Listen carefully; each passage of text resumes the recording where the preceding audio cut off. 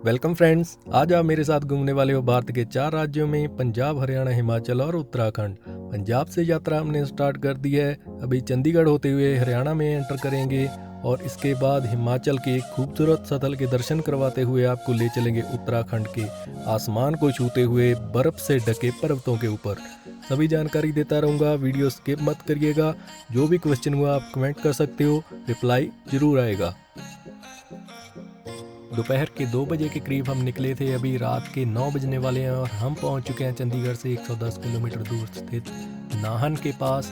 नाहन के पास एक गुरुद्वारा साहिब है जो कि पौंडा साहिब गुरुद्वारा साहिब के नाम से प्रसिद्ध है। यहाँ पर सिखों के 10वें गुरु श्री गुरु गोविंद सिंह साहिब जी ने अपने ज़िंदगी के काफ़ी साल गुजारे थे और अपनी ज़िंदगी की पहली लड़ाई भी यहीं पर लड़ी थी और शेर का शिकार भी किया था।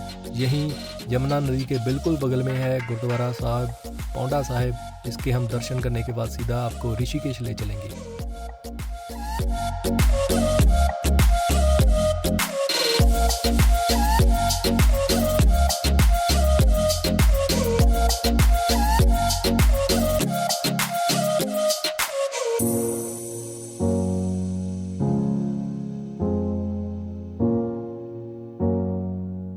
साढ़े 10 बजे के करीब देहरादून से होते हुए हम एक जंगली एरिया में पहुंच चुके थे। जगह जगह पर बी अवेयर फ्रॉम एलिफेंट्स के बोर्ड लगे हुए थे। अक्सर जंगली हाथी रोड पर जहां घूमते रहते हैं। सो मैंने कैमरा बंद करने के बाद सारा फोकस अपनी ड्राइविंग पर रखा। काफ़ी अंधेरा था इस एरिया में, सो मैंने वीडियो भी नहीं बनाया।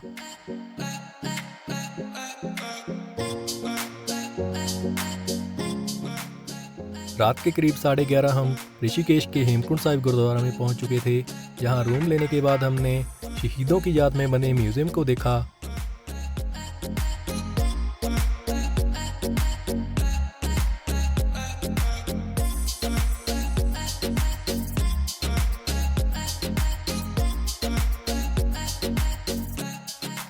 म्यूजियम देखने के बाद बगल में ही बहती पापनाशनी गंगा मैया के दर्शन के लिए हम निकल गए। यहाँ पर लक्ष्मण झूला देखा और इस व्यू से हमें OTX एक्सपर्ट लाइव की याद आई। आपको याद आए तो कमेंट में बताना।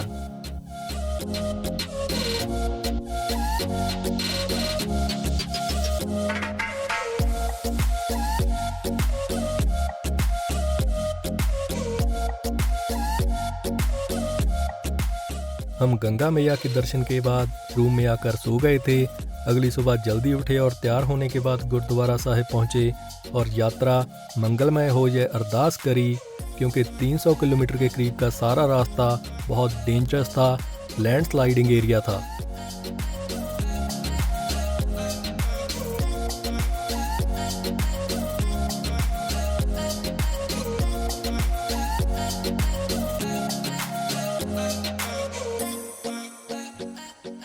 जब कोई सेफ जगह और अच्छा व्यू दिखता हम रुक जाया करते। अभी दोपहर का समय हो चुका था। इस गुरुद्वारा साहिब में 1 घंटा हमने आराम किया और स्नान करने के बाद आगे की यात्रा शुरू करी।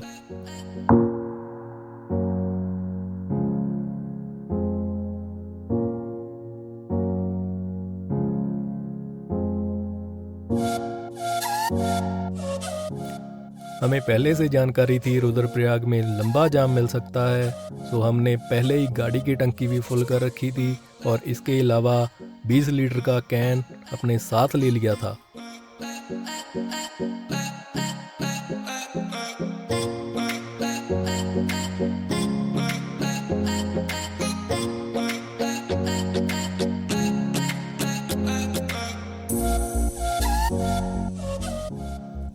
अर्ली मॉर्निंग हम ऋषिकेश से निकल चुके थे।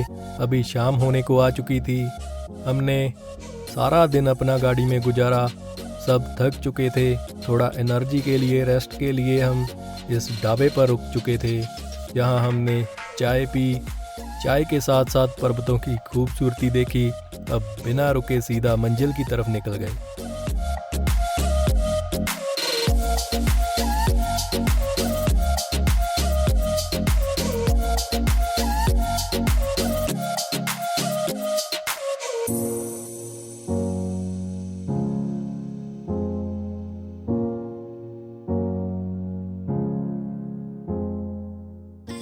कल देर रात हम गोविंद घाट पहुंचे।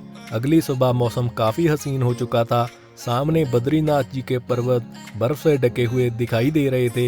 हम भी जहाँ चारों तरफ पर्वतों से घिरे हुए थे, हमारे बगल में ही बह रही थी एक नदी जिसका शोर हमें बहुत जोरों से सुनाई दे रहा था। ये वही नदी थी जिसने 2013 में गाड़ियां तक अपने साथ बहा ली थी।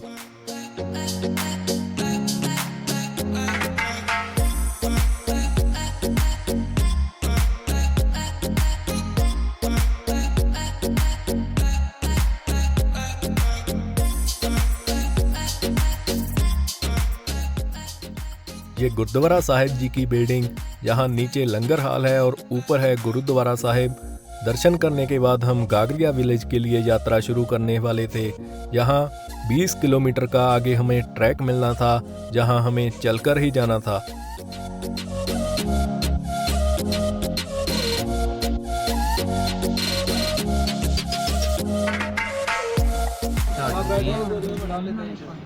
ड्राइवर आज गया था, मेरा गला भी खराब हो गया। एक बंदे तो दिखदा। हेलो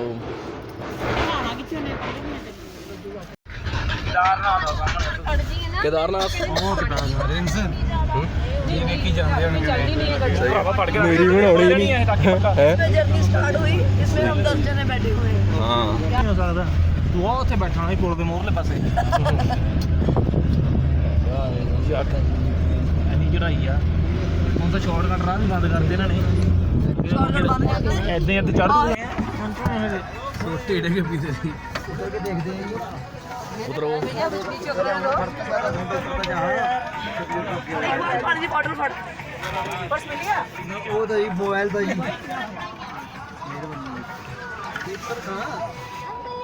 मेरा पैर फंस गया। प्रिंस उतर यार। मैं वीडियो बनाऊंगा घोड़े घोड़े लेने घोड़े घोड़े हां भरा घोड़े की करने जेड़ा मोड़ मारा घोड़ा लेने घोड़ा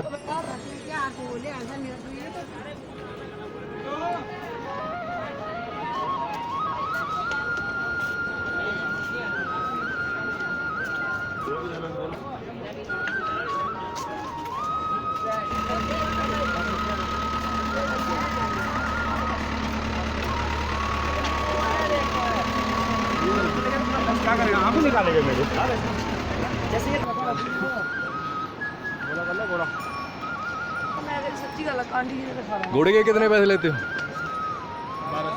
1200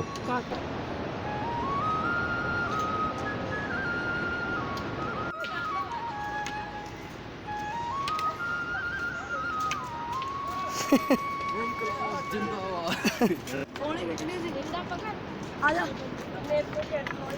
एक और गुच्छो जकारा ला दो एक बारी सत श्री अकाल। ट्रैक पर काफ़ी सारे शॉर्टकट रास्ते भी थे जो काफ़ी डेंजरस थे, क्योंकि यहाँ जहरीली जड़ी बूटियाँ मौजूद हैं जो आपकी वाट लगा सकती हैं। आप भी जाएं तो मेन रास्ते को ही फॉलो करें।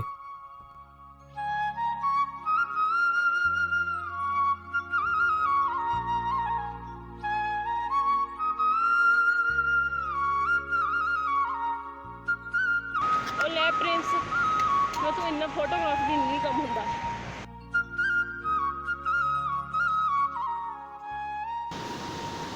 हम चारों तरफ जंगल में गिरे हुए थे और मंजिल आने का नाम ही नहीं ले रही थी। अभी थक चुके थे। थोड़ा आराम करने के लिए हमने एक अच्छी सी खूबसूरत जगह देखी, जहाँ पर थोड़ा रेस्ट किया और काफ़ी सारे फ़ोटोज़ क्लिक करे।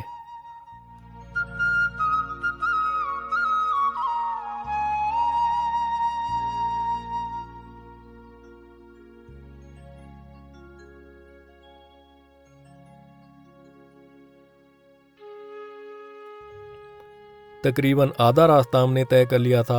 अभी 10 से 12 किलोमीटर रास्ता और बाकी पड़ा था। हमने रास्ते में नाश्ता किया, जो भी ढाबा आया हमने हल्का फुल्का वहाँ से कुछ ख़रीदा और खाया पिया, क्योंकि कोरोना की वजह से ढाबे जो हैं वो काफ़ी बंद हो चुके हैं।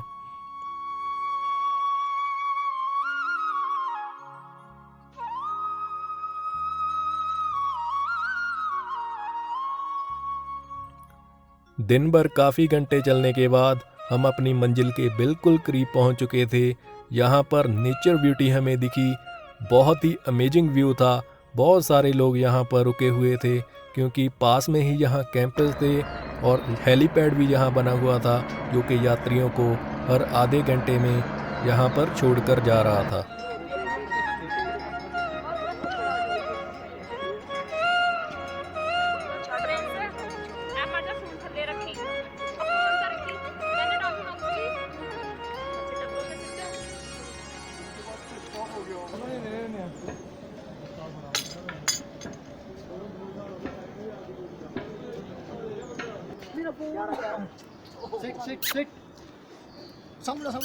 यहाँ पर हस्की डॉग मिला जो किसी के साथ यहाँ आया हुआ था। मुझे ये डॉग बहुत अच्छे लगते हैं। आपको कैसे लगते हैं मुझे कमेंट्स में बताना।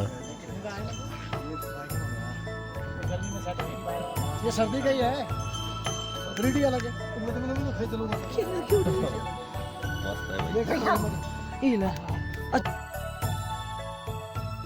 शाम के समय हम गागरिया विलेज में पहुंचे।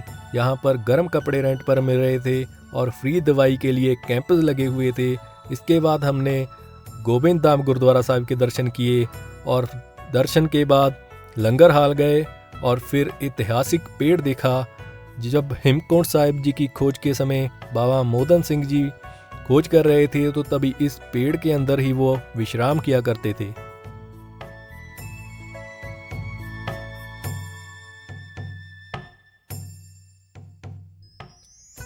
अगली सुबह हम हेमकुंड साहिब दर्शन करने के लिए निकल पड़े। अभी 8 किलोमीटर का ट्रैक था। जितना ज्यादा खूबसूरत उससे कहीं ज्यादा खतरनाक, क्योंकि जंगली भालू जैसे जानवर जहां आम घूम रहे थे और फूलों की घाटी का रास्ता यहीं से होकर गुजर रहा था।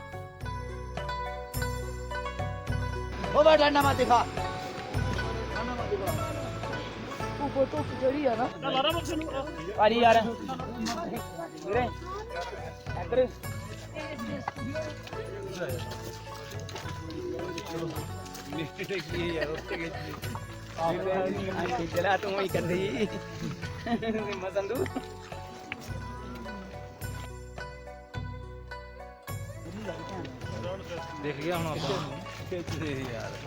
होना सुने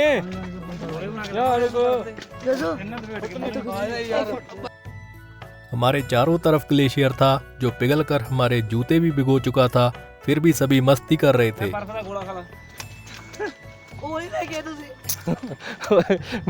मेरे क्या खा लो। ये देखिए बर्फ का गोला, इसमें अब सॉस लगा के खाएंगे ये नया फ्लेवर। ये है बर्फ का गोला जिसका कोई फ्लेवर नहीं है। ये फिक्का है, फिक्का फ्लेवर है।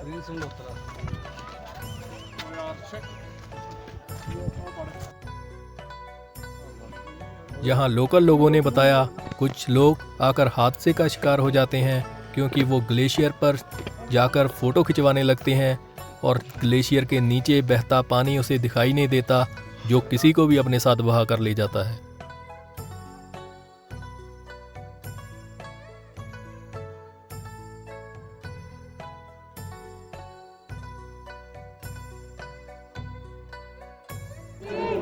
हम अपनी मंजिल पर पहुंच चुके थे। यही था पवित्र सरोवर हेमकुंड और इसके बिल्कुल बगल में गुरुद्वारा हेमकुंड साहिब। इसके दर्शन करने के लिए हम पंजाब से उत्तराखंड 800 किलोमीटर का सफ़र तय कर आए थे। इस पवित्र सरोवर में मैंने एक ही डुबकी लगाई थी और मेरा शरीर ठंड से अकड़ गया था। मैं जल्दी से बाहर भागा और गर्म कपड़े पहन लिए। इस सरोवर में बच्चों को नहाने की मनाही है। बर्फ़ वाले पानी में स्नान करने के बाद मेरा शरीर इतना अकड़ गया था कि मैं अपना कैमरा भी अच्छे से नहीं पकड़ पा रहा था। वीडियो कैसी बनी आप देख ही सकते हो।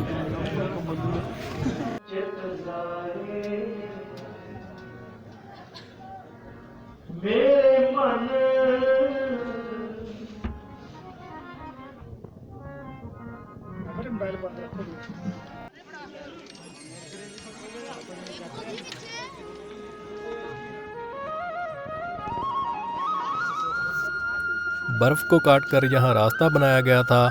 यहाँ पर लोग नंगे पांव चल रहे थे और वाहिगुरु नाम का जाप कर रहे थे।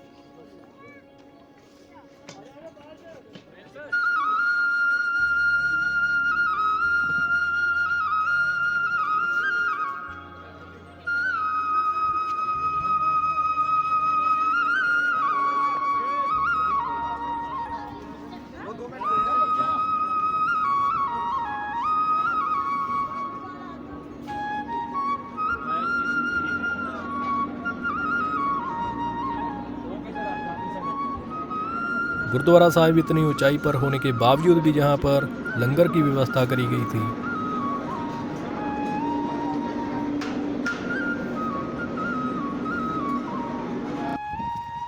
वापस आते समय हमारी टांगें कांप रही थी, हम बुरी तरह थक चुके थे। ये लकड़ी का सहारा हमें बहुत ही हेल्पफुल रहा, जिसकी वजह से हम आसानी से नीचे पहुंच गए।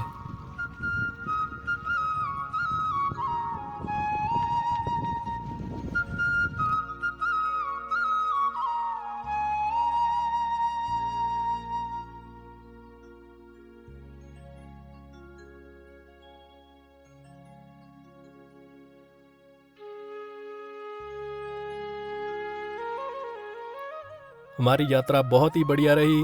हमें टोटल 5 दिन का समय लगा। एस्टीमेट 10,000 का हमारी सफारी गाड़ी ने डीजल खाया। जाते समय पत्थर लगने से एक टायर भी हमारा फट गया था। तो आप जाएं, सारी तैयारी के साथ जाएं, अपनी गाड़ी का फुल इंश्योरेंस करवाएं, क्योंकि जहां पर लैंडस्लाइडिंग होती रहती है। तो वीडियो आपको कैसी लगी मुझे कमेंट्स में बताएं। अच्छी लगी तो लाइक करने के साथ साथ चैनल सब्सक्राइब भी करें। तो मिलते हैं किसी नेक्स्ट वीडियो में, तब तक के लिए बाय बाय फ्रेंड्स।